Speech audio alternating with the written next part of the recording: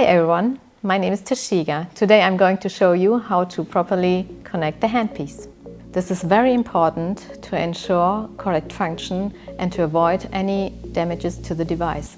Insert the plug with the nib in the correct position.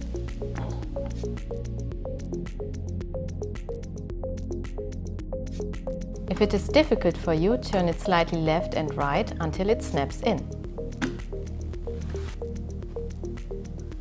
Screw it tight until the thread is not visible anymore.